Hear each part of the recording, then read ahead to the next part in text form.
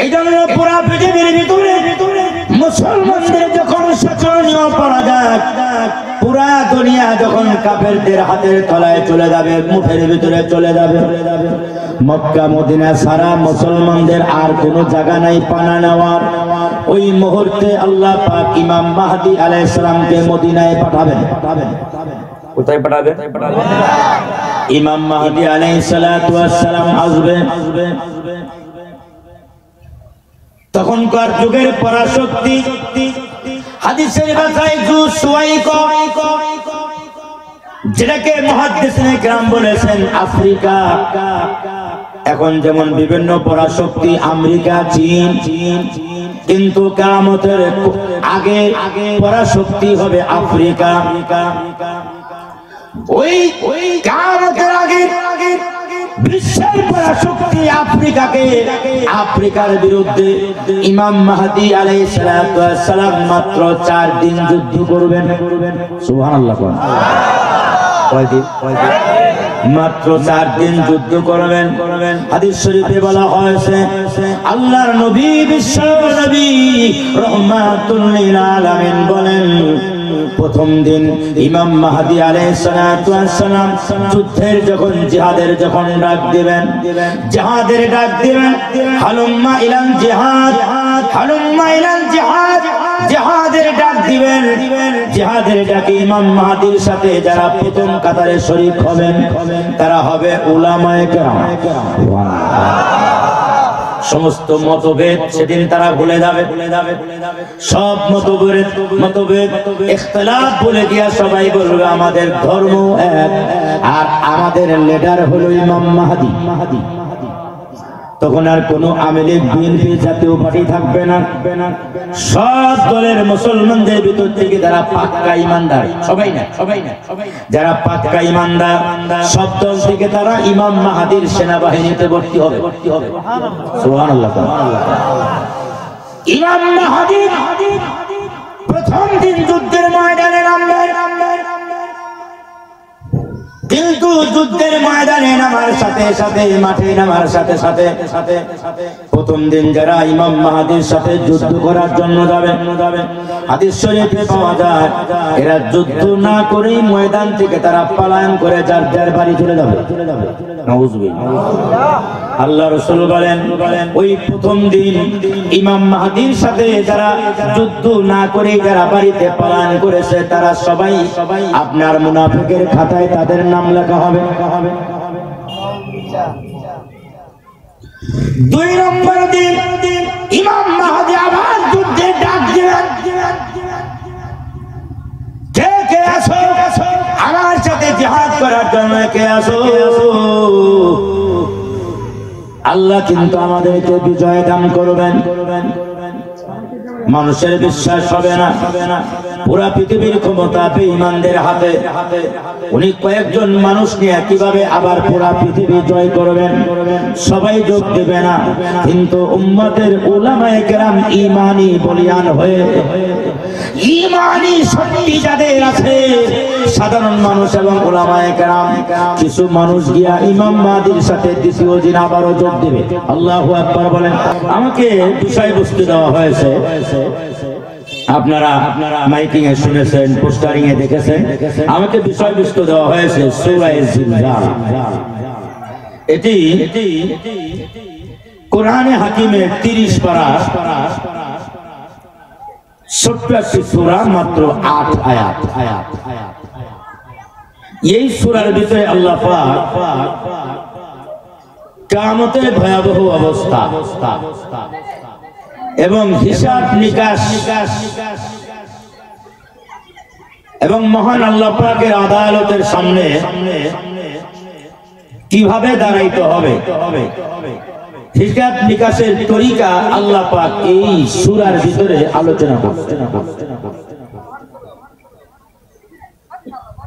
ব্যবসায়ীরা যেমন পহেলা বৈশাখ হালখাতা করে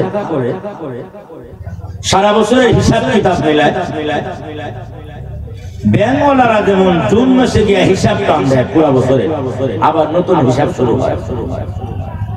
এভাবে এক একজন এক একভাবে হিসাব নিকাশের নির্দিষ্ট সিস্টেম আল্লাহ পাক কিয়ামতের কঠিন ময়দানে মানুষের হিসাব নিকাশের একটা সিস্টেম কি হবে তার একটা আলোচনা আল্লাহ পাক এই সূরা জিলজালের ভিতরে আলোচনা করছেন। কিয়ামত আবার দুই প্রকার।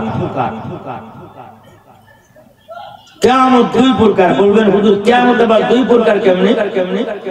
একটা হলো ছোট কিয়ামত আর একটা হলো বড় কিয়ামত।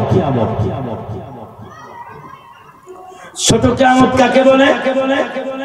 আল্লাহ রাসূল বলেন মান মাতা ফাকাত কামাত কিয়ামাতুহু, যে লোক মারা গেল দুনিয়ার চোখ বন্ধ হয়ে গেল তো তার কিয়ামত শুরু হয়ে গেল। এটা হলো ব্যক্তিগত কিয়ামত। আর একটা হলো বড় কিয়ামত বা সমষ্টিগত কিয়ামত।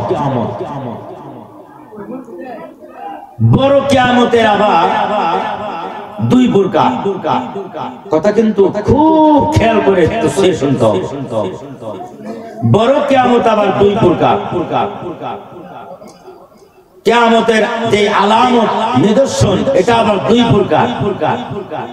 হাদিস শরীফের ভিতরে আল্লাহ রাসূল বলেন একটা হলো আলামতে সুগরা আর একটা হলো কিয়ামতের বড় বড় নিদর্শন আলামতে কুবরা। তিরমিজি শরীফের দ্বিতীয় খণ্ডের ভিতরে পাওয়া যায় লা তাকুমুস সাআ,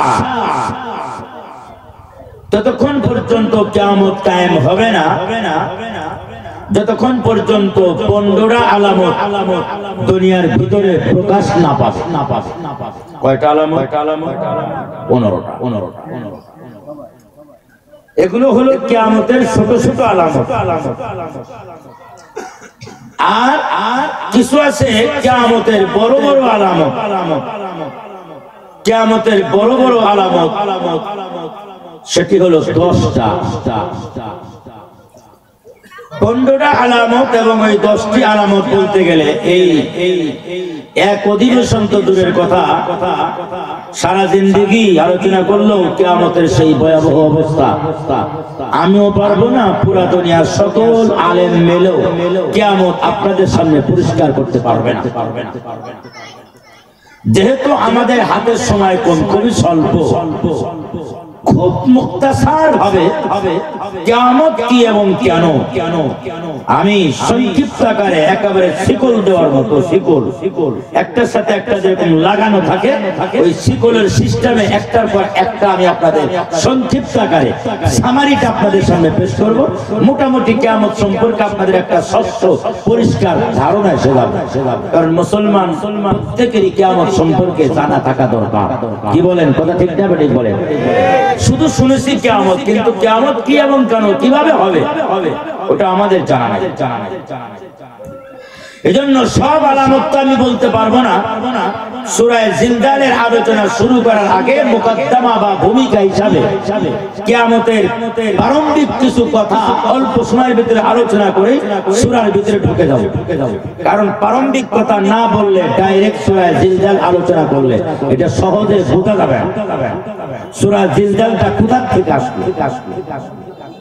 খুব ধৈর্য সহকারে দিলের কানে শুনবেন বয়ানটা, যেহেতু বিষয় ভিত্তিক আলোচনা। কিয়ামতের যে ছোট ছোট আলামত গুলো আছে এবং কিয়ামতের যে বড় বড় আলামত গুলো আছে সবগুলো আমি না বলে কিয়ামতের ছোট আলামতের প্রথম আলামত, কিয়ামতের ছোট আলামতের শেষ আলামত, ফার্স্ট এবং লাস্ট, কিয়ামতের বড় আলামতের প্রথম আলামত, কিয়ামতের বড় আলামতের শেষ আলামত, ফার্স্ট এবং লাস্ট, এই দুটি করে আলামত বলেই আমি আমার সূরার দিকে আগায় যাব বিষয়টা বোঝার জন্য। কিয়ামতের ছোট ছোট আলামত গুলোর ভিতর থেকে সর্বপ্রথম যে আলামতটা প্রকাশ পাবে সেটি হলো কিয়ামতের আগে আল্লাহর নবী, বিশ্ব নবী রাহমাতুল লিল আলামিনকে পাঠানো হবে, যার মাধ্যমে আল্লাহ পাক নবুয়তের দরজা সিলগালা করে দিলেন, যার পরে আর কোন নতুন নবী আসবে না। ওই বিশ্ব নবী যখন আগমন করবেন, আখেরি পয়গম্বর যখন আগমন করবেন, তখন বোঝা যাবে কিয়ামতের সময় খুব কাছাকাছি। এজন্য আমরা এখন পুরো অবস্থায় আছি, কিয়ামত খুব কাছাকাছি, যখন চলে আস খুবই কাছাকাছি। এজন্য আল্লাহ রাসূল বলেন বহিস্তুকা হাতাইন, আমাকে আল্লাহ পাক এইভাবে পাঠাইছেন। এই যে রাসূল বুখারী শরীফের হাদিসে এই দুইটা আঙ্গুল এইভাবে দেখাইলেন, বহিস্তুকা হাতাইন, আমাকে এইভাবে আল্লাহ পাক পাঠাইছেন। আশারা বিস সাবাবাতি ওয়াল বুসতা, রাসূল দুই আঙ্গুল দিয়ে দেখায় বললেন এই আঙ্গুল আর এই আঙ্গুল, দুই আঙ্গুলের মাঝামাঝি যেমন কোন একেবারে পাশাপাশি, ঠিক আমার আর কিয়ামতের মাঝখানের সময়টাও ঠিক একেবারে অল্প ছোট্ট। আমাকে আল্লাহ কিয়ামতের আগে পাঠাইছে। কিয়ামতের ছোট আলামতের 2 নম্বর সর্বশেষ আলামত। কিয়ামতের ছোট আলামতের সর্বশেষ আলামত হলো, মাঝখানে অনেক আলামত, এগুলো বলার সময় নাই। সর্বশেষ আলামত হলো আল্লাহ পাক কিয়ামতের আগে একটা তৃতীয় বিশ্বযুদ্ধ বেঁধে যাবে। তৃতীয় বিশ্বযুদ্ধটা কিভাবে বাঁধবে? আল্লাহ রাসূল বলেন কিয়ামতের আগে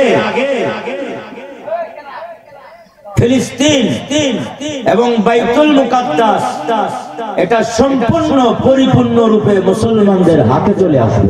সুবহানাল্লাহ। এখন কাদের হাতে? ইহুদিদের হাতে।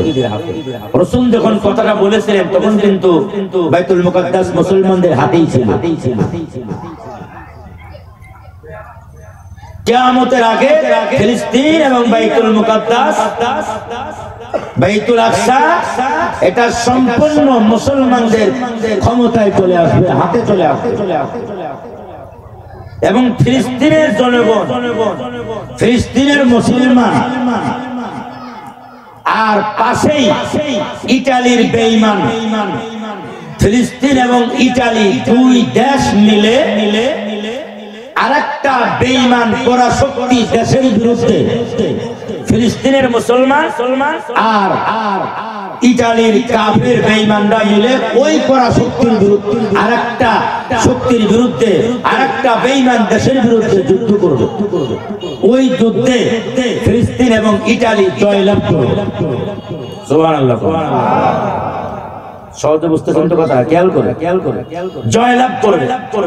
বিজয় লাভ করার পথে, আসার পথে ফিলিস্তিনের একজন মুসলমান আর ইতালির একজন বেঈমানের সাথে পরস্পরের ঝগড়া বেঁধে যাবে। বিজয় লাভ করার পরে আসার পথে ঝগড়া কে নিয়ে বাঁধবে? ইতালির বেঈমান বলবে যে বাইবেলের কারণে, বাইবেলের মাধ্যমে আল্লাহ আমাদেরকে বিজয় দিয়েছেন। ফিলিস্তিনের মুসলমান বলবে না, কোরআনের কারণে আল্লাহ আমাদেরকে বিজয় দিয়েছেন। কোরআনের শক্তি বড় শক্তি, কোরআনের কারণে আল্লাহ বিজয় দিয়েছেন আমাদের। এই দুইজনের ভিতরে ঝগড়ার এক পর্যায়ে ঝগড়াঝাটি বেঁধে যাবে। শুধু দুইজনের ভিতরে ঝগড়া সীমাবদ্ধ থাকবে না, তখন ফিলিস্তিন এবং ফিলিস্তিনের মুসলমান ইতালির বেঈমানদের সাথে যুদ্ধ হবে। শুধু ইতালি আর ফিলিস্তিনের সাথে যুদ্ধ সীমাবদ্ধ থাকবে না, পুরা দুনিয়ার মুসলমান একদিকে চলে যাবে, পুরা দুনিয়ার বেঈমান একদিকে চলে যাবে। তখন সেই ভয়াবহতম যুদ্ধে মুসলমানরা শোচনীয় ভাবে পরাজয় বরণ করবে। নাউযুবিল্লাহ মিন যালিক। বেঈমানরা এমন ভাবে বিজয় লাভ করবে যে পুরা দুনিয়াতে তাদের সব জায়গায় তাদের হুকুমত চালু হবে, এমন ভাবে তারা বিজয় লাভ করবে। পুরা দুনিয়ায় যখন তারা বিজয় লাভ করবে, দুনিয়াতে মুসলমানদের সংখ্যা কমে যাবে। পুরা দুনিয়ায় তাদের হুঙ্কারে চলবে, সব জায়গায় তারা মুসলমানরা নির্যাতিত নিপীড়িত হতে থাকবে। মুসলমানের কোনো পাওয়ার নাই, ক্ষমতা নাই। সব জায়গায় বেঈমানদের কর্তৃত্ব এবং নেতৃত্ব চালু হবে। পৃথিবীর সকল দেশ বেঈমানদের কাছে চলে যাবে। ইল্লা মক্কা ওয়া মদিনা, শুধু মক্কা এবং মদিনা ছাড়া পুরা পৃথিবী বেঈমানদের হাতে চলে যাবে। এমনকি হাদিস শরীফ আছে হাত্তা খয়বার, মদিনারও একটা অংশ বেঈমানদের হাতে চলে যাবে খয়বার পর্যন্ত। মুসলমানদের কোনো উপায় নাই, সারা পৃথিবী শুধু বেঈমান আর বেঈমানদের ক্ষমতা। মুসলমানরা মক্কা এবং মদিনার ভিতরে আবদ্ধ হয়ে পড়বে, আর কোনো জায়গা নেই পৃথিবীতে তাদের। এই মুহূর্তে আল্লাহ পাক মুসলমানদের সাহায্য করার জন্য আল্লাহ মদিনার মসজিদের ভিতরে ছাদের উপরে আল্লাহ পাক ইমাম মাহদী আলাইহিস সালাতু ওয়াস সালামকে নাযিল করবেন। ইমাম মাহদী আসবে, এটা হলো কিয়ামতের বড় 10 আলামতের প্রথম আলামত। ইমাম মাহদী আসবে। ইমাম মাহদী আলাইহিস সালাতু ওয়াস সালাম নাম শুনছেন আপনারা? হ্যাঁ, মাঝে মাঝে আমাদের দেশে অনেক ইমাম মাহদীর আবির্ভাব হয়। নাউযুবিল্লাহ, আরো জোরে কোন না নাউযুবিল্লাহ মিন যালিক। যেমন এই যে 101 বছর আগে আপনার 1881 সালে 1901 সালে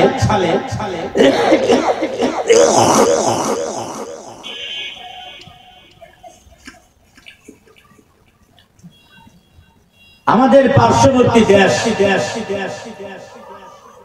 পাঞ্জাব প্রদেশের গুরদাসপুর জেলা চেরাগ বিবির পুলা গোলাম আহমদ কাদিয়ানী নাম শুনছেন আপনারা? ঠিকানা সহ বললাম। এই গোলাম আহমদ কাদিয়ানী সে নিজের 1881 সালে দাবি করলো আমি হলাম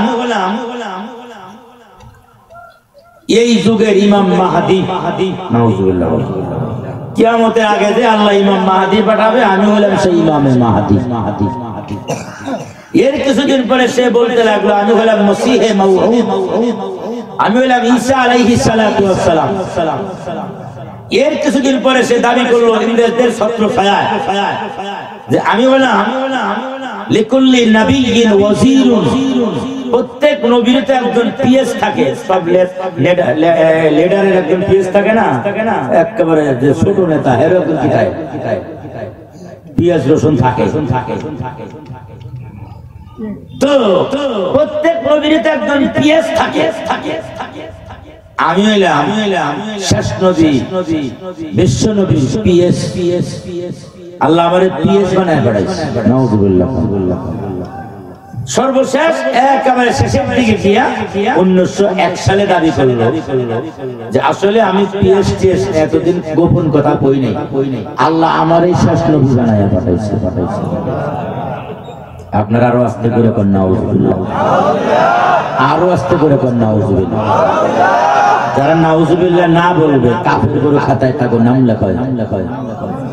এখন আর সব জায়গায় চুপ করে থাকা যায় না, কারণ সে যেহেতু নবী দাবি করছে তার বিরোধিতা করতে হবে। সবাই জোরে বলেন নাউযুবিল্লাহ মিন যালিক।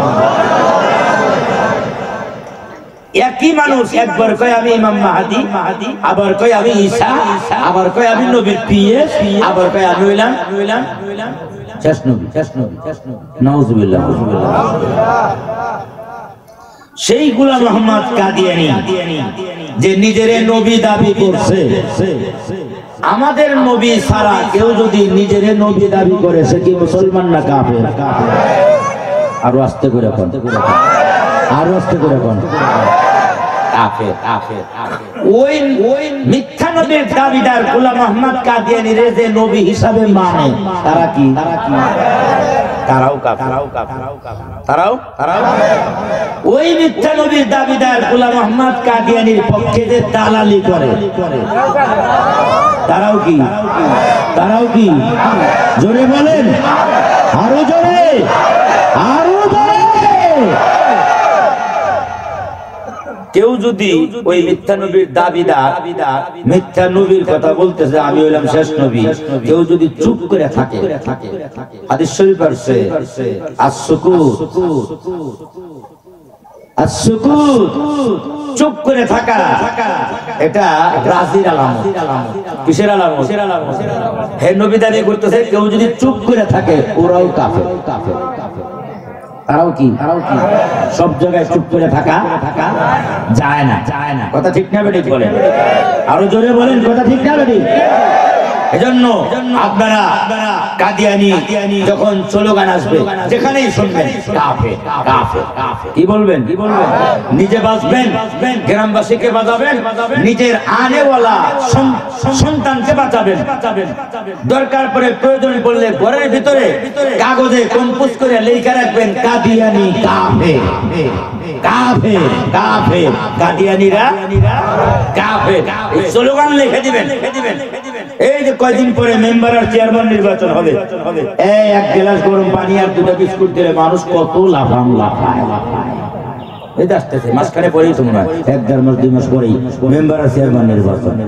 প্রয়োজন পড়লে আপনি যদি নবীর পক্ষের লোক হয়ে থাকেন 500 টাকা খরচ করেন, 100টা পোলাপান ডাক দেন, ছোট পোলাপান, ওগুলো ডাক দিয়ে 500 টাকা দিয়ে একটা করে সিপ ধরাই দিবেন হাতে হাতে, আর ওদেরকে বলে দিবেন পুরা বাজার ঘুরবি আর কবি একজন কবি কাদিয়ানী কাদিয়ানী, আর পুরা সবাই খালি কবি কাফের কাফের। কি হবে জানে? এই যে ছোট ছোট বাচ্চা ছোট কাল থেকেই ওদের অন্তরের ভিতরে ঢুকে গেল যে কাদিয়ানীরা কি কাফের। পারবেন না ইনশাআল্লাহ? কি হবে? আপনি নবীর পক্ষের দালালি করলেন আর নবীর যে দাবি করে ওই শয়তানের বিরুদ্ধে করলেন। কথা ঠিক না বেঠিক বলেন? আপনারা একটা স্লোগান দিয়া দেন, দিয়া ফেলান যেন সাগর দিঘির মুসলমান কাঁপতে কাঁপতে আরব চলে আসে এই মাঠের ভিতরে, কাদিয়ানী কাদিয়ানী। হয় নাই, যারা কয় নাই আল্লাহ না করুক তার নামটা আবার কাফের কথা উঠে যায়নি, আল্লাহ জানি, আল্লাহ জানি। চুপ করে থাকা যাবে, সবার বলতে হবে, সব শক্তি নিয়োগ করে একেবারে জীবনের সর্বশেষ শক্তি নিয়োগ করে নবীর পক্ষে স্লোগান দেন কাদিয়ানী কাদিয়ানী কাদিয়ানী কাদিয়ানী। কাদিয়ানীর দালালরা কাফের, কাদিয়ানীর সমর্থনকারী ওই পক্ষে যা আছে সবকা। কারণ আমার নবীর পরে আর কোন নবী এই জন্য পুরা পৃথিবীর ভিতরে মুসলমানদের যখন শোচনীয় পরাজয়, পুরা দুনিয়া যখন কাফেরদের হাতের তলায় চলে যাবে, মুখের ভিতরে চলে যাবে, মক্কা মদিনা সারা মুসলমানদের আর কোন জায়গা নাই পানা নেওয়ার, ওই মুহূর্তে আল্লাহ পাক ইমাম মাহদী আলাইহিস সালামকে মদিনায় পাঠাবেন। কোথায় পাঠাবেন? ইমাম মাহদী আলাইহিস সালাতু ওয়াস সালাম আসবেন। তখনকার যুগের পরাশক্তি হাদিসের ভাষায় যেটাকে মুহাদ্দিসিনে কেরাম বলেছেন আফ্রিকা।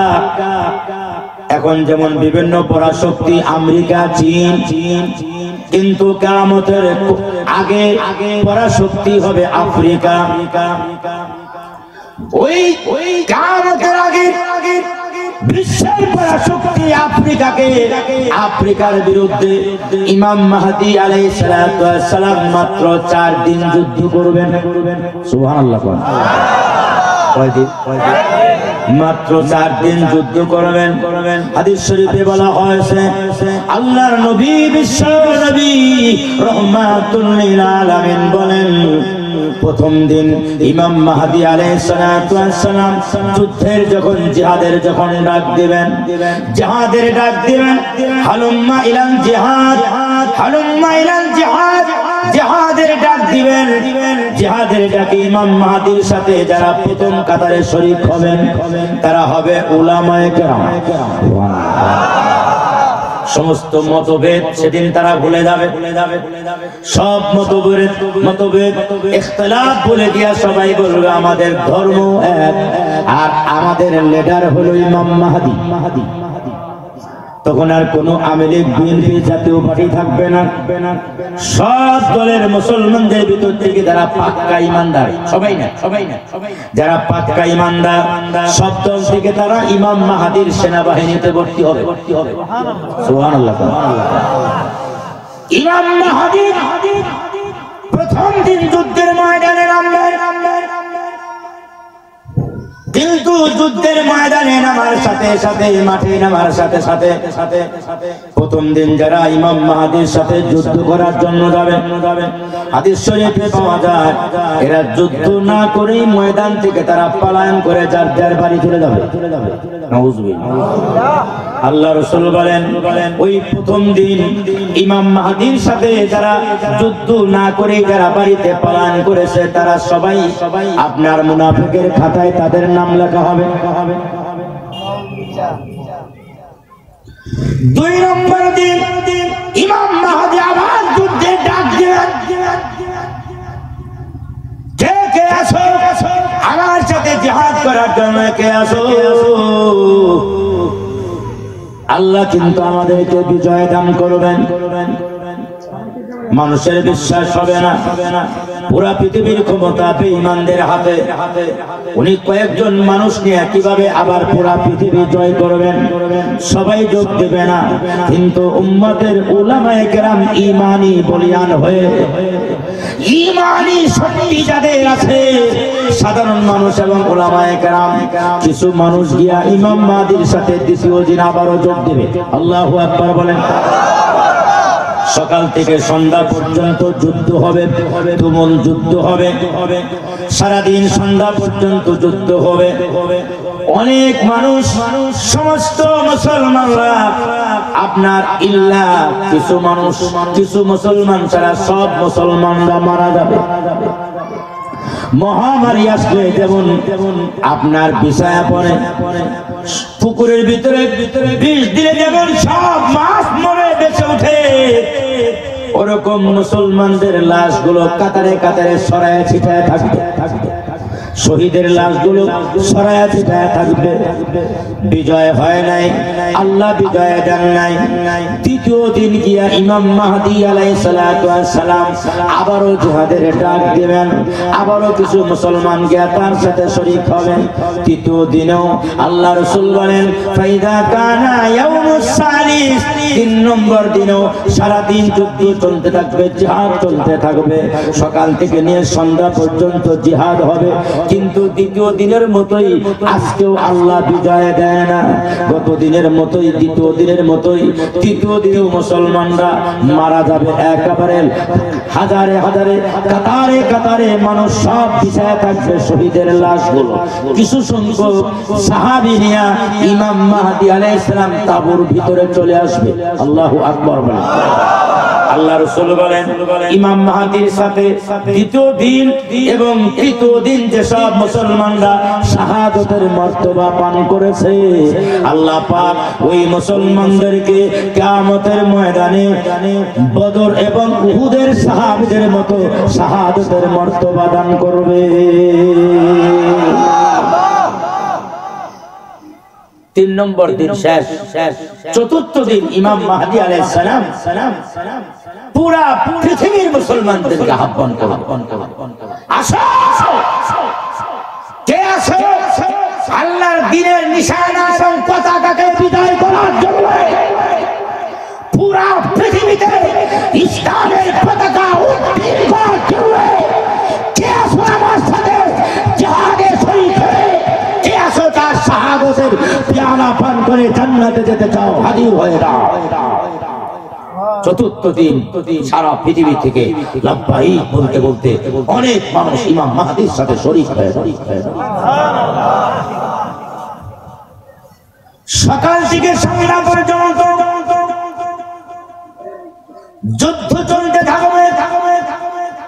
চতুর্থ দিন আসরের নামাজের পরে মাগরিবের নামাজের পূর্ব মুহূর্তে এমন যুদ্ধ আরম্ভ হবে, আল্লাহ পাক চতুর্থ দিন আসর এবং মাগরিবের মাঝামাঝি সময়ে ইমাম মাহদীর নেতৃত্বে আল্লাহ পাক পুরা পৃথিবীতে মুসলমানদের পতাকা উড্ডীন করবেন। আরো আস্তে করে কন্যা আল্লাহু আকবার, আরো আস্তে করে কন্যা আল্লাহু আকবার। চতুর্থ দিন ইমাম মাহদীর যুদ্ধ, আমেরিকার বিরুদ্ধে ইসলামের পতাকা উড্ডীন হবে। ইন্ডিয়ার ভিতরে ইসলামের পতাকা উড্ডয়ন হবে।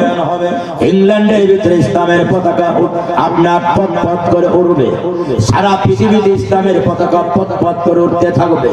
ইসলামের পতাকা ইমাম মাহদীর মাধ্যমে আল্লাহ পুরা পৃথিবীতে আবার বিজয় দান করবে। পুরা পৃথিবী এখন মুসলমানদের হাতে। কাদের হাতে? পুরা পৃথিবী এখন মুসলমানদের হাতে। সূরা পূজার আগে আর 5-7 মিনিট লাগবে, এরপরে সূরায় যাব। পুরা পৃথিবী এখন মুসলমানদের হাতে। এইভাবে চলতে থাকবে। আল্লাহ পাক এমন শস্য শ্যামল সমঝোতা ফসল দান করবেন। আল্লাহ পাক পুরা মুসলমানদের ক্ষমতা দান করবেন। পুরা পৃথিবীতে মুসলমানদের জয় জয় জয় জয় জয় জয়। কোথায় কাফের নাই, জয় জয় হয়ে যাবে, এমন অবস্থা হবে। আল্লাহ রাসূল বলেন ইমাম মাহদী যখন আরম্ভ করবে চতুর্থ দিন, এক একটা পাথর তার জবান খুলে গিয়ে বলবে, হে ইমাম মাহদী, এ আল্লাহর নবী ঈসা, আমার পিছনে একটা কাফের লোক আছে, বেঈমানের ধরো। আল্লাহু আকবার। গাছের জবান খুলে যাবে, গাছে বলবে আমার পিছনে একটা লুকাই চলে ধরো। মাটির জবান খুলে যাবে, মাটি বলবে আমার নিচে একজন আছে, ধরো। পানির জবান খুলে যাবে, পানি বলবে আমার নিচে একজন ডুবতে, সরে ধরো। এইভাবে যখন আল্লাহ পাক মুসলমানদেরকে বিজয় দিয়া দিবেন, এর কিছুদিন পরে আল্লাহ পাক একটা মৃদু ঠান্ডা বাতাস আল্লাহ পাক পুরা পৃথিবীর ভিতরে আল্লাহ ছড়াইয়া দিবেন। আল্লাহু আকবার বলেন। ওই যে মৃদু হালকা ঠান্ডা বাতাস, এটা পুরা পৃথিবীর মুসলমানদের বগল তলায়, বগলের নিচে গ্যাস লাগবে, সব মুসলমানদের বগল তলায়। যার গালে, যার বগলের ভিতরেই লাগবে, আপনার একজন মুসলমানও থাকবে না।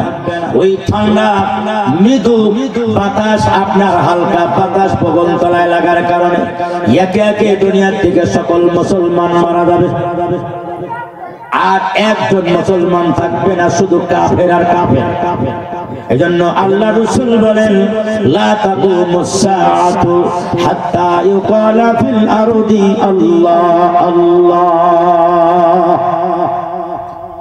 এই টাঙ্গাইলের সাগর দিকের মুসলমান, একজন মুসলমান থাকবে না, শুধু থাকবে কাফের আর কাফের।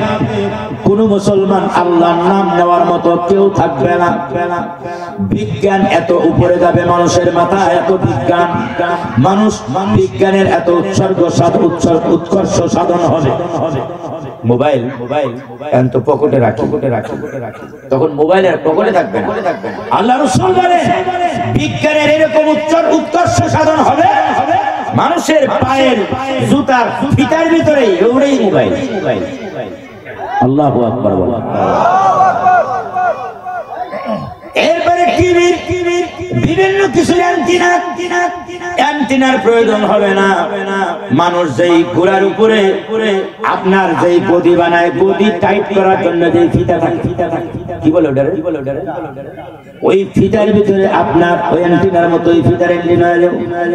এরকম বিজ্ঞানের উৎকর্ষের যুগ যখন আরম্ভ হবে, এত ধনী হবে যে বিশাল বিশাল স্বর্ণের পাহাড়, বিশাল বিশাল স্বর্ণের পাহাড় দেখা যাবে। মানুষের কোনো অভাব থাকবে না। ওই সময় যখন পুরো পৃথিবীর ভিতরে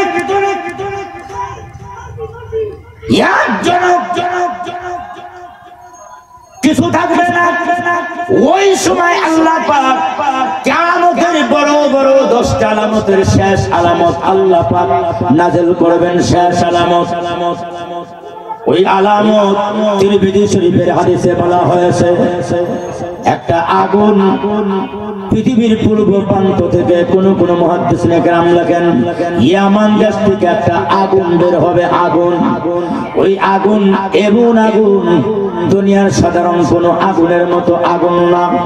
ওই আগুন দুনিয়ার আগুনে যেমন লাকড়ি লাগে, ডিজেল লাগে, কিন্তু ওই আগুনের কোনো লাকড়ি ডিজেল লাগে না।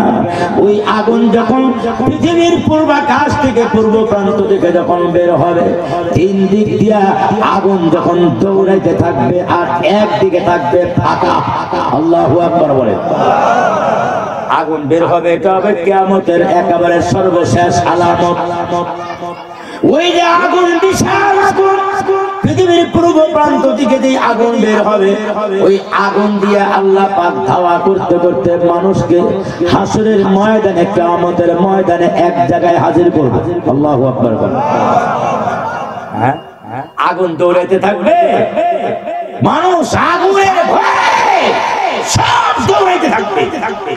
আগুন আসতে পুলিশ গুলি করলে যেমন মিছিল দৌড়ায়, পিছন দিক থেকে আগুন আসবে, আগুন আসবে, আগুন আগুন আগুন আগুন অমনি এক একজন চিৎকার করতে থাকবে। সবাই পরেশান হয়ে যাবে। কিশোরের মতো পরেশান, কার মতো পরেশান, একেবারে এমন পরেশান হয়ে যাবে, কি করবে কিং কর্তব্য বিমূঢ় হয়ে অমনি সন্তান তার বাবার দিকে দৌড় মারবে। সন্তান বিপদে পড়ে গেলে বাবা সবার আগে লাঠি নিয়ে দৌড় মারে।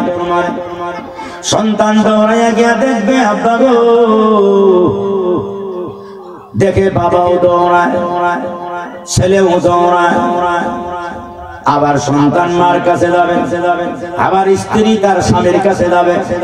এক একজনের কাছে গিয়ে দেখবে তিনি তো আমার চাইতে আরো পরেশান, সবাই দৌড়ায়। আল্লাহু আকবার বলেন। আল্লাহ পাক ওই আগুন দিয়ে পুরো পৃথিবীর মানুষকে নিয়ে ইয়ামান দেশে হাজির করলেন। কোন হাদিসের ভিতরে পাওয়া যায় সিরিয়ার দামেস্কের ভিতরে আল্লাহ পাক এই জায়গাটাই হবে হাসরের ময়দান। এই জায়গায় নিয়ে আপনার সকল মানুষগুলো, পুরো পৃথিবীর সকল মানুষ আর মাখলুক গুলো সব এক জায়গায় হয়ে যাবে। পুরা মানুষ আর মাখলুক আগুনের ভয়ে সব এক জায়গায় হয়ে যাবে। ওই রাত্রে দৌড়ায়, আগুন দেখে দেখে মানুষ সারাদিন দৌড়ায়। রাত্রিবেলায় যখন সারাদিন দৌড়াইতে দৌড়াইতে মানুষ যখন দুর্বল হয়ে যায়, ঘুম এসে যাবে, কোনো মানুষ জাগনা থাকবে না, সব মানুষ ঘুম এসে যাবে, আগুনও থেমে যাবে। আবার সকালবেলায় ঘুম থেকে উঠবে, আবার আগুন তাদেরকে দৌড়াইতে থাকবে। আল্লাহু আকবার বলে।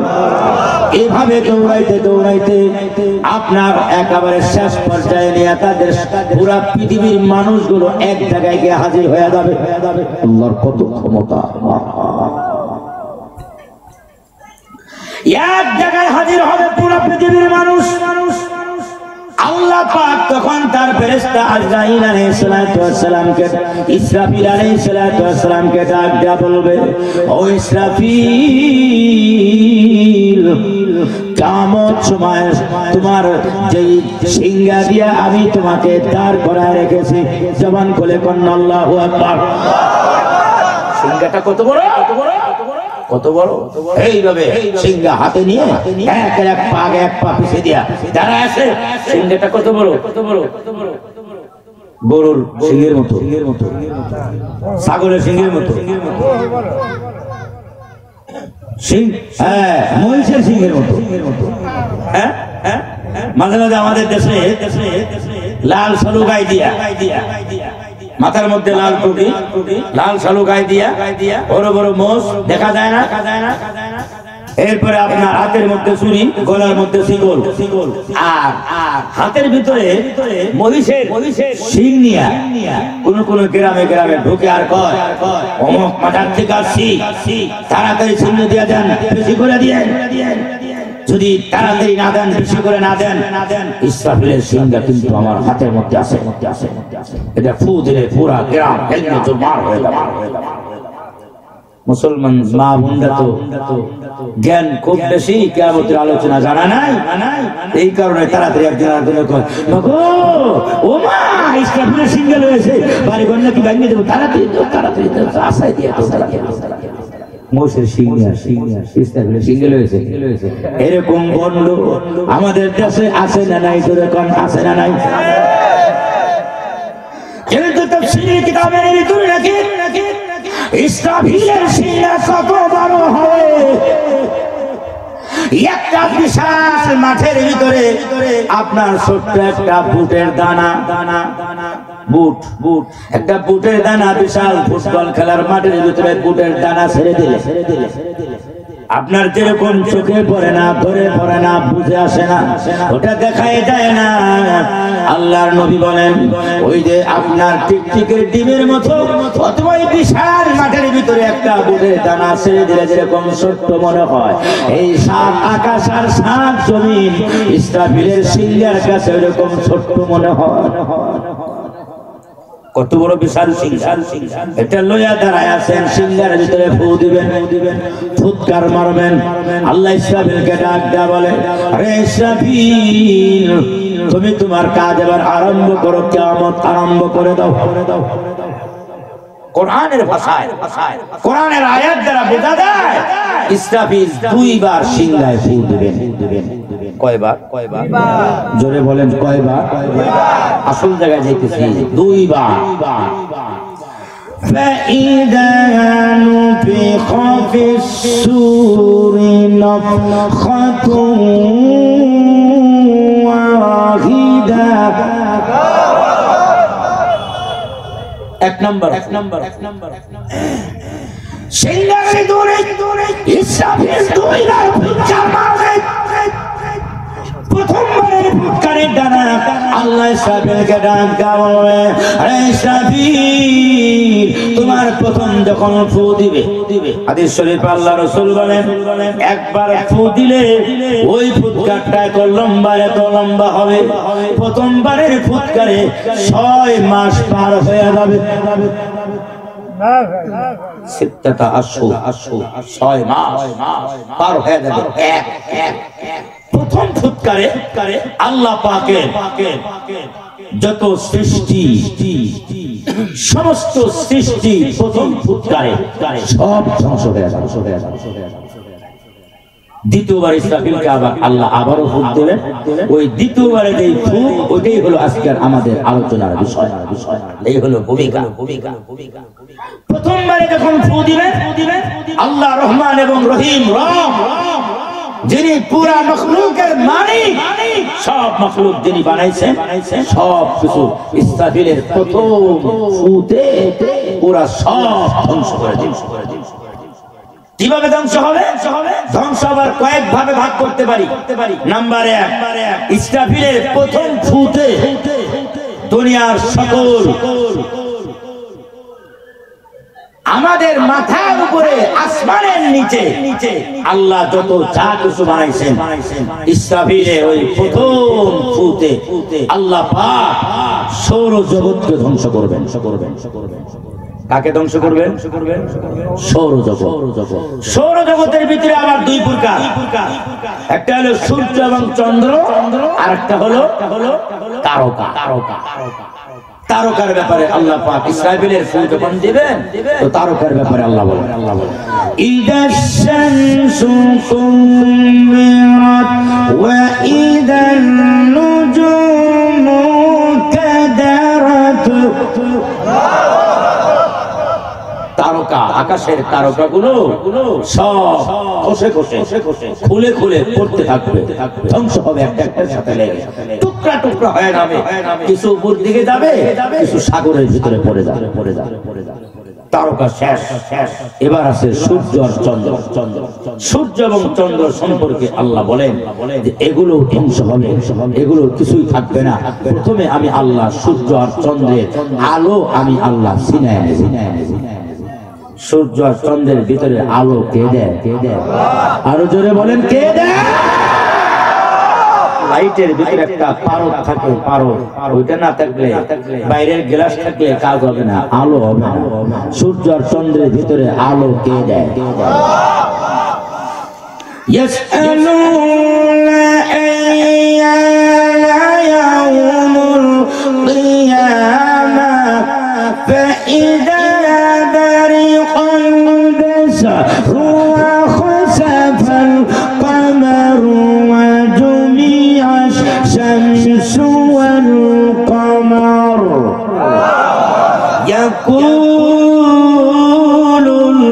ইনসানু ইয়াউমাইযিন আইনাল মাফার কাল্লা ওয়াযারা ইলা ইয়াউমাইযিনিল মুস্তাকার ইউনাব্বাউল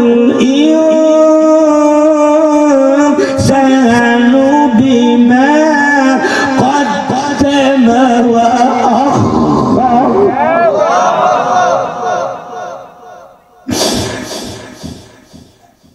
يسألون أيان يوم الدين হে নবী আপনাকে তারা জিজ্ঞাসা করে কিয়ামত কবে হবে? কিয়ামতের আলামত কি? ও নবী আপনি তাদেরকে জানায়া দেন। ফাইদা বারিকাল বাসারু ওয়া খাসাফাল কামার কিয়ামতের প্রথম আলামত হলো ইসরাফিল যখন সিংহায় ফু দিবে, ফু দেওয়ার সাথে সাথে যত সৌরজগতের যা কিছু আছে, আকাশের ভিতরে আমি আল্লাহ যা কিছু নির্মাণ করেছি, বিজ্ঞানীরা যা কিছু লেখে, গ্রহ বৃহস্পতি শনি রবি বুধ যা কিছু আমি আল্লাহ বানাইছি, বিজ্ঞানীদের ওটা ধরতে পারে নাই। আমি যা কিছু সৃষ্টি করেছি কিয়ামত পর্যন্ত বিজ্ঞানীরা খুঁজে পাবে না, কিছু পাবে। জোরে কোন কথা ঠিক না ঠিক বলে? فإذا برق البصر وخسف القمر وجمع الشمس والقمر আমি আল্লাহ সূর্য আর চাঁদের আলো ছিনায় নেব। কি ছিনায় নেব? সূর্য এবং চন্দ্র যখন আলোহীন হয়ে যাবে তার আর কোনো ক্ষমতা নাই, কারণ ক্ষমতা দিয়েছেন আল্লাহ। জোরে বলেন কে? সূর্য চন্দ্রের যখন কোনো ক্ষমতা নাই, এবার সূর্য আর চন্দ্রে আল্লাহ পরস্পরের সংঘর্ষ বাধায় দিবেন। ফাইদা বারিকাল বাসারু ওয়া খাসাফাল কামার ওয়া জুমিআ আশ-শামসু ওয়াল কামার। আল্লাহর নবী হাদিস শরীফের ভিতরে বলেন, এ সাগর দিকের মুসলমানেরা, আল্লাহ পাক সূর্যের ভিতরে একটা বিরাট ফাটল দেখা যাবে। ওই বিরাট ফাটলের কারণে সূর্য দুই টুকরা হয়ে যাবে, আবার চন্দ্রের ভিতরে বিশাল ফাটল দেখা যাবে। ওই ফাটলের কারণে চন্দ্র দুই ভাগ হয়ে যাবে। এবার কয় ভাগ হলো? চার ভাগ। জোড়ায় জোড়ায় ও জুমিআ আশ-শামসু ওয়াল কামার, জোড়ায় জোড়ায় এই যে চার ভাগ সূর্য আর চন্দ্র, এভাবে যখন আলোহীন করে দিবেন আর সূর্য দুই টুকরা চন্দ্র দুই টুকরা হয়ে যাবে। এই চার টুকরারে আল্লাহ রাসূল বলেন, এই ভাঙার পরে চার টুকরাকে আল্লাহ জাহান্নামের আগুনের ভিতরে নিক্ষেপ করবে। প্রশ্ন হতে পারে, সূর্য এবং চন্দ্রের তো কোনো গুনাহ নাই, গুনাহ ছাড়া সূর্য চন্দ্রকে আল্লাহ কেন জাহান্নামের আগুনের ভিতরে দিবেন? যার গুনাহ আছে মুকাল্লাফ যারা, তারাই জাহান্নামে যাবে।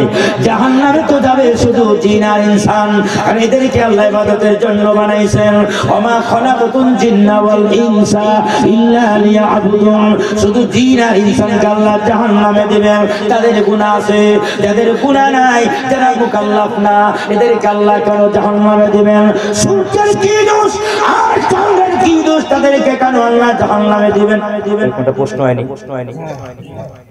চার টুকরা কইরা আবার জাহান্নামে ফেলায় দিবে কেন? সূর্য কি দোষ করলো? কোনো দোষ নাই।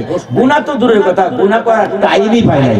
কারণ আল্লাহ যে দায়িত্ব দিয়েছে চন্দ্র আর সূর্য, আল্লাহ সূরা ইয়াসিনের ভিতরে বলে ওয়াশ-শামসু তাজরি লিমুস্তাকাররিন লাহা।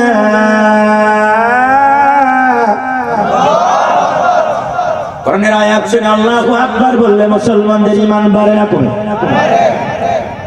ওয়াশ-শামসু তাজরি লিমুস্তাকাররিন লাহা ওয়াল কমারা قدرناه منازل حتى عاد كالعرجون القديم।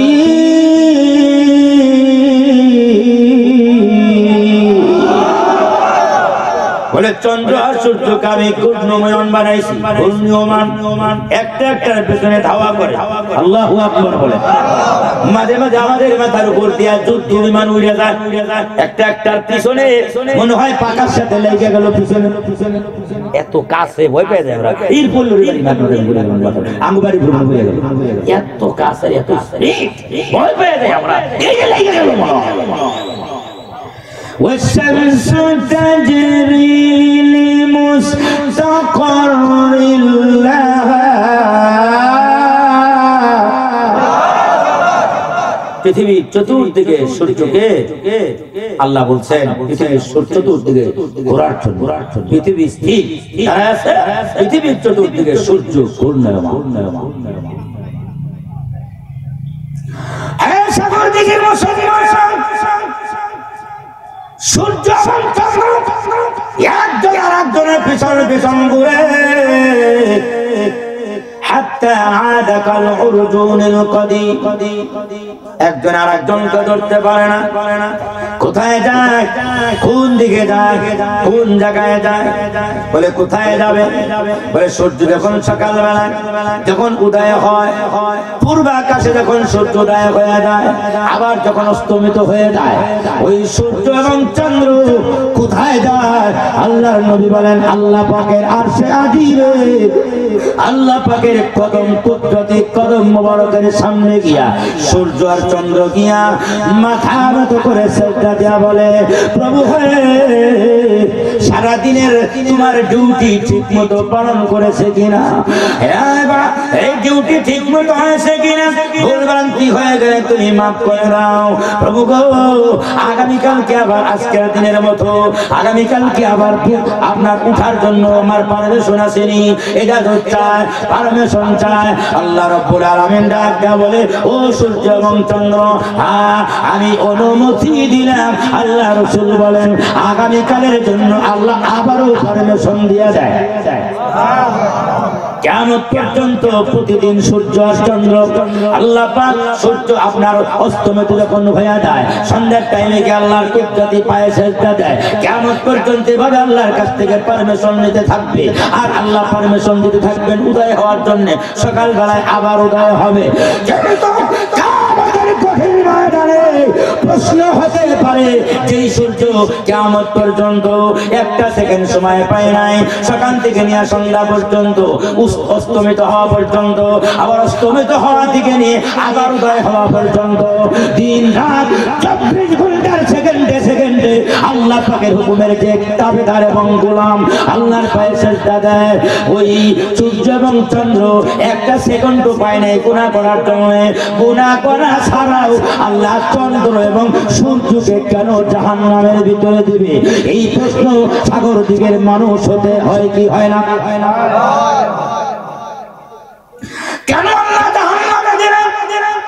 এই প্রশ্নের জবাব আল্লাহ পাক কোরআনে হাকিমের আরেক জায়গায় গিয়ে আল্লাহ ডাক দেয়া বলেন আশ-শামসু ওয়াল কমারু বিহুসবান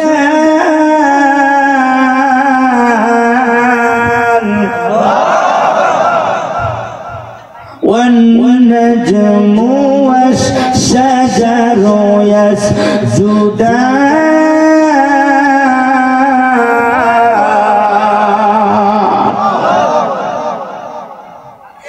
والسماء رفعها ووضع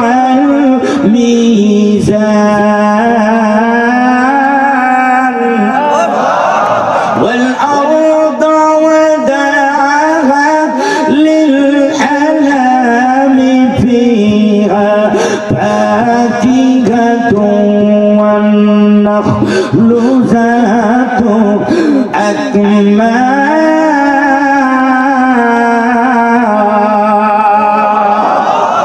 والحب ذو العصف والريحان فبأي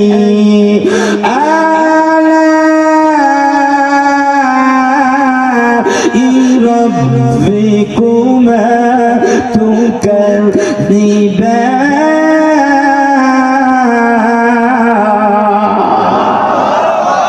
والنجم والشجر يسجدان سجدة الله القدرة পায় কিন্তু এই যে সূর্য চন্দ্র কেন আল্লাহ তাআলা বলেন এই আয়াতের ব্যাখ্যা আরেকটা সূরায় গিয়ে আয়াতের ব্যাখ্যায় পাওয়া যায় আমাদের নবীর আগে একজন মহা সম্রাট সারা পৃথিবীর বাদশা আল্লাহ যাকে দান করেছিলেন বাদশাহী দান করেছিলেন সারা পৃথিবীর সম্রাট যার নাম ছিল বাদশা সুলাইমান আলাইহিস সালাতু ওয়াস সালাম নাম শুনছেন যিনি শুধু আমেরিকার প্রেসিডেন্ট নয় যিনি শুধু বাংলার প্রেসিডেন্ট নয় শুধু সৌদির প্রেসিডেন্ট নয় পাকিস্তানের প্রেসিডেন্ট নয় পুরা পৃথিবীর একজন প্রেসিডেন্ট পুরা পৃথিবী যার হুকুমে চলে আল্লাহু আকবার বলে পুরা পৃথিবীর প্রেসিডেন্ট সুলাইমান পয়গম্বর আলাইহিস সালাতু ওয়াস সালাম উনি যাচ্ছেন তার সৈন্য সামন্ত নিয়ে কুরসির উপরে আল্লাহর কুদরতি দেওয়া কুরসির ভিতরে উনি বসে যাচ্ছেন হঠাৎ করে আপনার তার পাখিগুলো আল্লাহ পাক সুলাইমান নবী আলাইহিস সালাতু ওয়াস সালামকে পাখির ভাষা বোঝার ক্ষমতা দিয়েছেন পৃথিবীতে যত মাখলুক আল্লাহ সৃষ্টি করেছেন যত প্রাণী সব প্রাণীর ভাষা বোঝার ক্ষমতা আল্লাহ সুলাইমান নবীকে দান করেছেন কিন্তু একটা পাখি সফরের সময় হঠাৎ করে হারিয়ে গেছে ওই পাখিটার পাওয়া যায় না ওই পাখিটার নাম হলো হুদহুদ পাখি ওই পাখিটা অনেক লম্বা সময় দেরি করার পরে এরপরে সুলাইমান পয়গম্বরের কাছে হাজির হয়ে গেছে সুলাইমান পয়গম্বর ডাক দেয়া বলে হুদহুদ কেন দেরি করলো না তোর ফাঁসিতে দিলাম আমার হুকুমের বিরোধিতা করার ক্ষমতা পৃথিবীর কারণ কিন্তু তুই আমার হুকুমের বিরোধিতা কেন করলি তো ওই হুদহুদ পাখি তখন মানুষের ভাষায় হযরত সুলাইমান আলাইহিস সালামের কাছে বলে ওগো আল্লাহর পয়গম্বর আপনি আমাকে বিচার পরে করেন বিচারে যেটা সাব্যস্ত হয় মেনে নেব কিন্তু আমারে একটু সুযোগ দেন মুকদ্দমা করার একটু হিয়ারিং করার সুযোগ দেন আমি আপনার সাথে একটু হিয়ারিং করতে চাই আসলে আমি গিয়েছিলাম আপনি তো পুরো পৃথিবীর বাদশা কিন্তু আমি আমার আল্লাহর দেওয়া কুদরতি জ্ঞান শক্তি দিয়া আল্লাহু আকবার বলে কুদরতি জ্ঞান শক্তি দিয়া আমি একটা রাষ্ট্রের সন্ধান আমি পেয়ে গেছি ওই রাষ্ট্রের ভিতরে গিয়া দেখি ও আল্লাহু আকবার আল্লাহ ওই রাষ্ট্রের ভিতরে এমন কিছু নাই যা দেয় নাই ওই রাষ্ট্রের ভিতরে ধনের কোনো অভাব নাই পাহাড়ের অভাব নাই সম্পদের অভাব নাই জনবলের অভাব নাই আবার ওই রাষ্ট্রের মহিলা যেমন সুন্দর তেমন তার বুদ্ধিমত্তা আর ওই রাষ্ট্রের যিনি অধিপতি প্রধানমন্ত্রী তার নাম রানী বিলকিস ওই দেশের সব মানুষ ওই রানী প্রধানমন্ত্রীকে মানে আর ওই প্রধানমন্ত্রী আর ওই রাষ্ট্রপতি তার পুরা দেশের জনগণ সব কিছু আল্লাহ তাদেরকে দিয়েছেন কিন্তু একটা জিনিস দেয় নাই ঈমানের দৌলত আল্লাহ তাদেরকে দেয়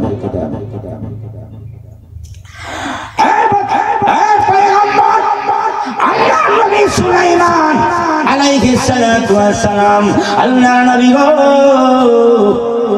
ওদেরকে তিনটার সময় ইবাদত করে তারা নাউজুবিল্লাহ তিন সময় ইবাদত করে বলে কখন ইবাদত করে কিসের ইবাদত করে ওরা বেঈমান ওরা সূর্যের ইবাদত করে মোট সূর্য পূজক কি পূজক সূর্য যখন সকাল বেলায় ওঠে একের যখন সকালে সূর্য ওঠে তখন ওরা সূর্যের পূজা করে আবার সূর্য যখন দ্বিপহরের টাইম হয়ে যায় ওরা সূর্যকে আপনার সেজদা দেয় সূর্যের পূজা করে আবার সূর্য যখন অস্তমিত হয় বেলা ডুবার সময় আবার তারা সেজদা দেয় সূর্যের পূজা করে এই হাদিস কোরআনের ওই আয়াত দিয়া আপনার মুহাদ্দিসিনে কেরাম বলেন ওই ওরা যে সূর্যের পূজা করে এই কারণে আল্লাহ পাক সূর্য এবং চন্দ্রকে দুই ভাগ করে দিবেন ফাটল ধরবে কিয়ামতের ময়দানে ফাইদা বারিকাল বাসরু ওয়া খাসাফাল কমার ওয়া জুমিআশ শামসু ওয়াল কমার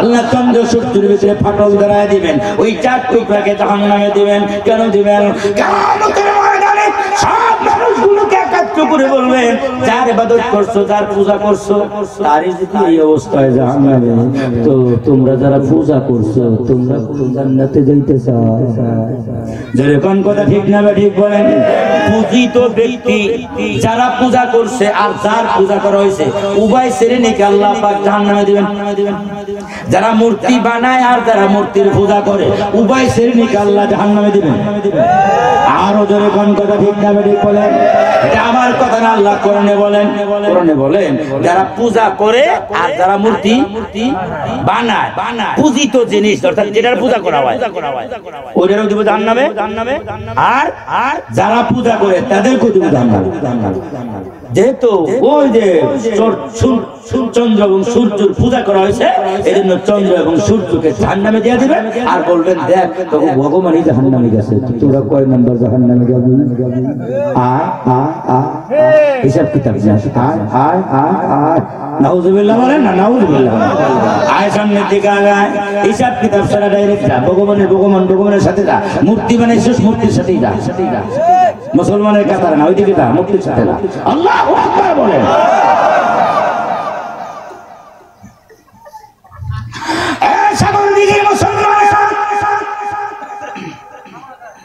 এই জন্য সূর্য আর চন্দ্র জাহান্নামে যাবে কিন্তু সূর্য আর চন্দ্র জাহান্নামে গেলেও তাদের কোনো কষ্ট অনুভব হবে না আল্লাহু আকবার বলেন আল্লাহ তাদের উপর জুলুম করবে না যেহেতু কোনো গুনাহ নাই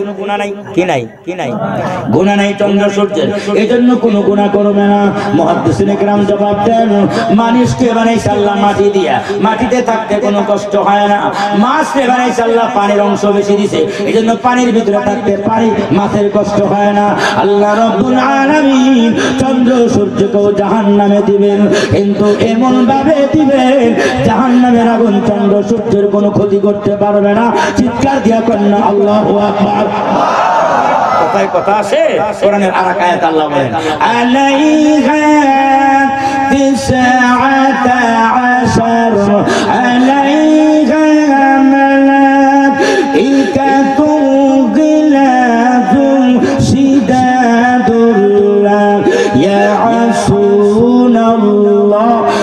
মা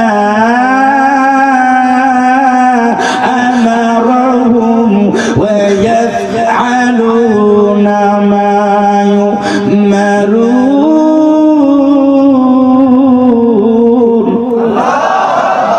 জাহান্নামের ভিতরে শাস্তি দেওয়ার জন্য আল্লাহ আপনার আলাইহা তিসআতা আশার 19টা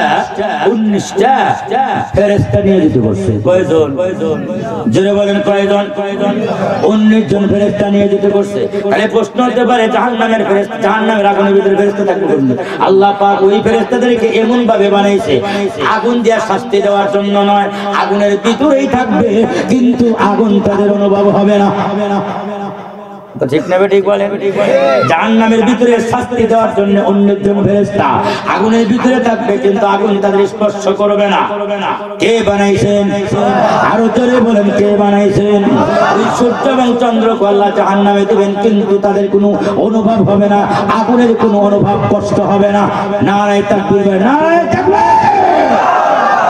আল্লাহ রাব্বুল আলামিন এইভাবে সকল জগৎ ধ্বংস করবেন নাম্বার 2 আল্লাহ পাক সকল মানুষগুলোকে ধ্বংস করে দিবেন বলে সব মানুষ ওই দিকে দাঁড়াইছে মাঠের ভিতরে সব মানুষ মাঠের ভিতরে দাঁড়াইছে উপর দিক দিয়ে পাখি চতুর্দিক দিয়ে আপনার যত গরু ছাগল ভেড়া দম্বা সব হিংস্র প্রাণীগুলো জঙ্গল থেকে বের হয়ে গেছে পুরা পৃথিবীর সকল প্রাণীগুলো যার যার বাচ্চা নিয়ে হিংস্র প্রাণীগুলো সাপ তার বাচ্চা মুখের ভিতরে নিয়া বাঘ তার বাচ্চা মুখের ভিতরে নিয়া সব যার যার মতো হাজির হয়ে গেছে চতুর্দিকে আপনার আগুন জ্বলতেছে আল্লাহ রাব্বুল আলামিন হঠাৎ করে দেখা যাবে ও আজরাইল তুমি তোমার কাজ এবার আরম্ভ করো, সৌরজগৎ শেষ হয়ে গেছে, এবার প্রাণী জগৎকে তুমি ধ্বংস করে দাও। তখন ইসরাফিল আলাইহিস সালাতু ওয়াস সালাম দ্বিতীয় সিংহায় ফু দিয়া বলবেন ফাইদা নুফিখা ফিস সূরি নাফখাতুন ওয়াহিদা ফাইদা হুম কিয়ামুন ইয়ানজুরুন।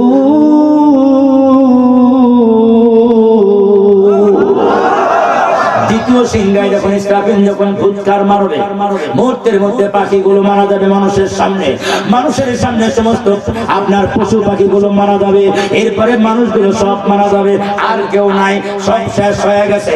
এবার আপনার প্রথম ফুৎকার শেষ, দ্বিতীয় ফুৎকারের ভিতরে আল্লাহ রাসূল সাল্লাল্লাহু আলাইহি সাল্লাম বলেন ওই দ্বিতীয় ফুৎকার হইল আজকার সেই বর্ণিত কোরআনের আয়াত।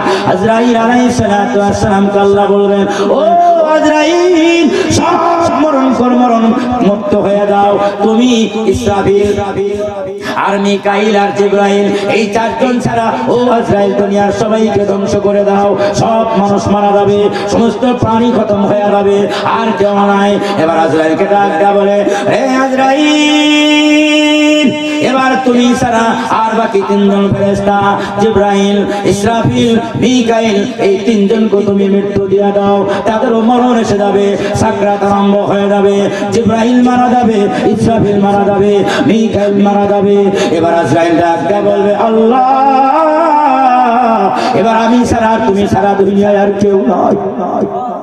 আল্লাহ রাব্বুল আলামিন ডাক দেয়া বলবেন ও আজরাইল এবার তুমি মারা যাও।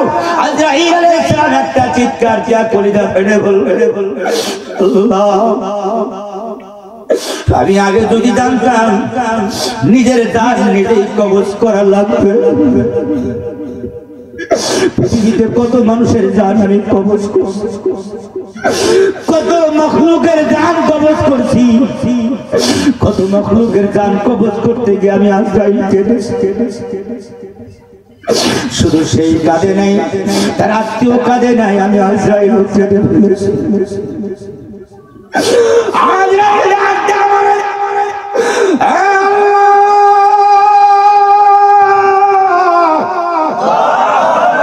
আমি আমার জীবনে তিনটা জান বের করতে গিয়ে আমি আজরাইল অঝর নিয়ে কেঁদেছি। তিনটা মানুষের জান ব্যক্ত করতে গিয়া আমি আজরাইল বড় কষ্ট পেয়েছি, বড় কেঁদেছি, কিন্তু তোমার হুকুম এক সেকেন্ড আগেও হবে না পরেও হবে না। কিন্তু আল্লাহ নিজের জান নিজের বের করা লাগবে আমি তো তা জানি না। আল্লাহ রাব্বুল আলামিন বলেন ও আজরাইল তুমি মরে যাও। আজরাইল বলে আল্লাহ আমি আবার নিজের জান নিজে কিভাবে বের করবো আমার তো জানা নাই। আল্লাহ ডাক দেয়া বলবে ও আজরাইল আমি শুধুমাত্র একটা হুকুম দেব তোমাকে, আমার ওই হুকুমটা তুমি আজরাইলের জন্য আজরাইল হয়ে যাবে। হাদিস শরীফের ভিতরে আছে আল্লাহ ডাক দেয়া বলবেন মুত ইয়া মালাকাল মাউত, হে মালাকুল মাউত তুমি মরে যাও। আল্লাহ যখন বললেন তখনই আপনার আজরাইলের আল্লাহ পাকের অর্ডার দেওয়ার সাথে আজরাইল বিদায় হয়ে যাবে। এবার কেউ নাই, ওই যে ইসরাফিল আলাইহিস সালাম আপনার দ্বিতীয় সিংহায় যখন ফুৎকার মারবে আজকের কোরআনের আয়াত আল্লাহ রাব্বুল আলামিন ডাক দেয়া বলে সবাই যখন মারা গেছে এবার ইসরাফিলকে আল্লাহ পাক আবারও হায়াত দিবেন। ইসরাফিল আলাইহিস সালাম সিংহের ভিতরে দ্বিতীয় ফুৎকার দিয়া বলবে ইদা জুলজিলাতিল আরদু জিলজালাহা। আল্লাহু আকবার বলে وأخرجت الأرض أثقالها وقال الإنسان ما لها يومئذ تحدث أخبارها। الله أكبر বলেন। ইসরাফিলের তৃতীয় সিংহায় ফু, কয় নাম্বার ফু? 2 নাম্বার সিংহায় যখন ফু দিবে আল্লাহ রাসূল বলেন আনা আউয়ালু মান ইউশারু ইয়াউমাল কিয়ামা, সবার আগে জিবরাইল আলাইহিস সালাতু ওয়াস সালাম আমাকে নেওয়ার জন্য আসবেন, আমার কবরের মাটি সরানো হবে। সর্বপ্রথম ইসরাফিলের তৃতীয় সিংহায় আমি সর্বপ্রথম নবী ফু পুরা পৃথিবীর ভিতরে সর্বপ্রথম আমার রওজা মুবারকের ভিতর থেকে আমি উঠে কিয়ামতের কঠিন ময়দানে আল্লাহ পাকের দরবারের সামনে হাজির হয়ে যাব। এই পৃথিবীতে আদম নবী থেকে নিয়ে সকল নবী রাসূলদের আগে সকল মানুষের আগে কিয়ামতের দিন আল্লাহ আমাকে আগে উঠাবেন। সবার আগে আমার রওজা মুবারক থেকে জিবরাইল এসে আমাকে আল্লাহ পাকের সামনে নিয়ে যাবেন। সুবহানাল্লাহ সুবহানাল্লাহ। ইদা জুলজিলাতিল আরদু জিলজালাহা, সিংহায় যখন ফুৎকার মারবেন, দ্বিতীয় সিংহায় যখন ফুৎকার মারবেন, ফজরের পরে ফু মারবেন, আল্লাহু আকবার বলেন। ফজরের পরে হাদিস শরীফ আছে, ফজরের পরে ইসরাফিল আলাইহিস সালাম ফু মারবেন, ফুৎকার মারবেন সিংহার ভিতরে।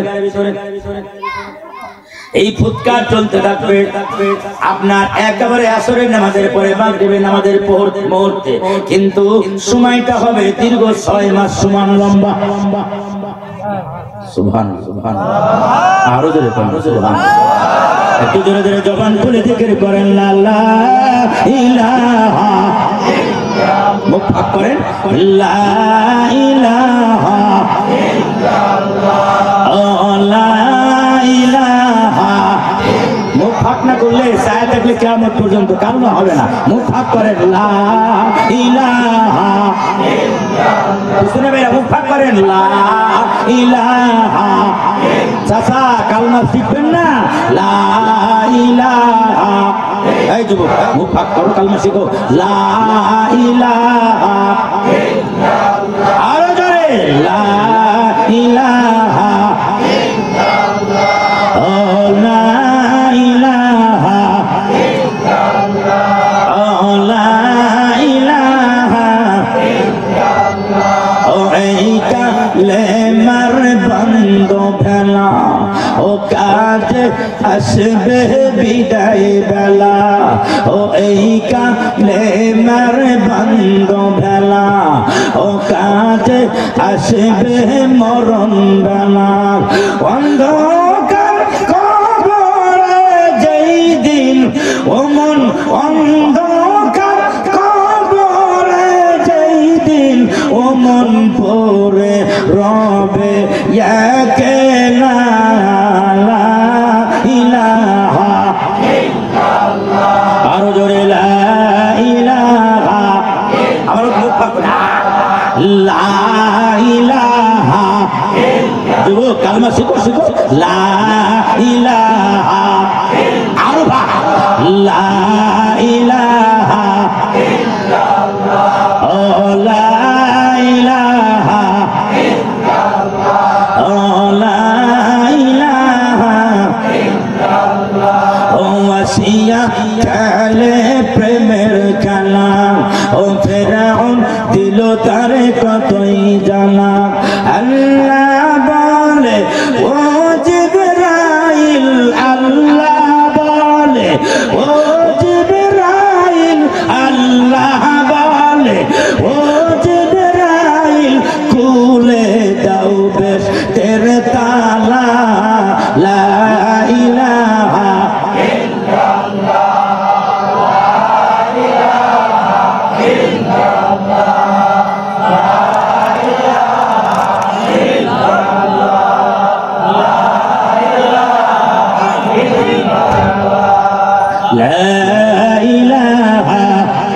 ইল্লাল্লাহ, ও লা ইলাহা ইল্লাল্লাহ, ও লা ইলাহা ইল্লাল্লাহ, ও লা ইলাহা ইল্লাল্লাহ, ও লা ইলাহা ইল্লাল্লাহ। আল্লাহ আল্লাহ আল্লাহ আল্লাহ আল্লাহ আল্লাহ আল্লাহ আল্লাহ। শক্তি নেই সাগর দিকে পাশে আল্লাহ বলতে পারে, আল্লাহ বলতে পারে আল্লাহ আল্লাহ আল্লাহ আল্লাহ, আল্লাহ আল্লাহ আল্লাহ আল্লাহ আল্লাহ আল্লাহ আল্লাহ আল্লাহ আল্লাহ